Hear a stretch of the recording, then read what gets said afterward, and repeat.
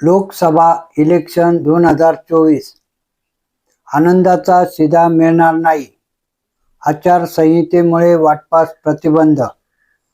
नमस्कार मित्रांनो, आपण चॅनलवर नवीन आला असाल तर कृपया चॅनलला सबस्क्राईब करण्यास नम्र विनंती आहे. चला तर बघू नवीन काय विशेष.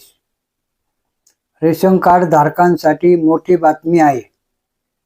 राज्य मंत्रिमंडळाने 11 मार्च रोजी गुढीपाडवा आणि डॉक्टर बाबासाहेब आंबेडकर जयंतीनिमित्त आनंदाचा शिधा वितरण करण्याचा निर्णय घेतला होता.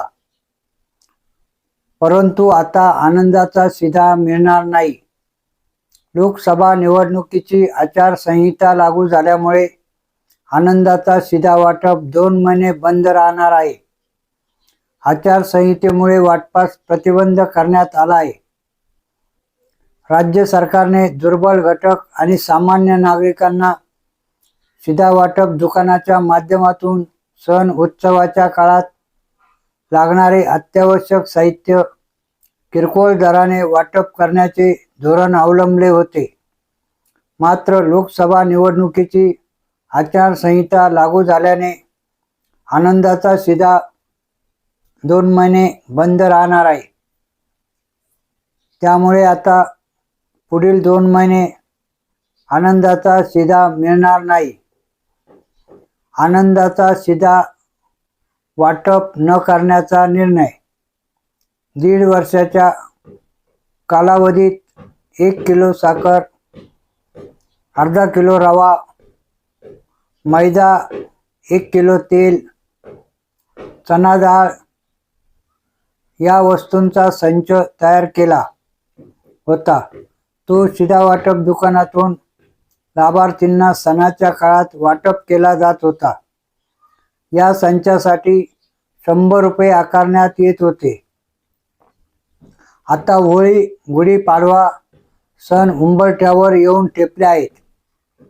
परंतु आता आनंदाचा शिधा वाटप न करण्याचा निर्णय निवडणुकीच्या पार्श्वभूमीवर राज्य सरकारने घेतला आहे. निवडणुकांच्या तारखा जाहीर झाल्यानंतर आता आदर्श आचारसंहिता लागू झाली आहे. त्यामुळे निवडणूक आयोगाच्या आदेशावरून लाभार्थींना शिधा वाटप दुकानातून देण्यात येणारे वस्तूंचे संच आचारसंहिता संपेपर्यंत म्हणजे 7 जूनपर्यंत वाटप न करण्याचा निर्णय शासनाने घेतला आहे. आनंदाचा शिधा योजनेला आचारसंहितेचा अडसर. होळी, गुढीपाडव्याला आनंदाचा शिधा वाटप करण्याचे राज्य सरकारचे नियोजन होते.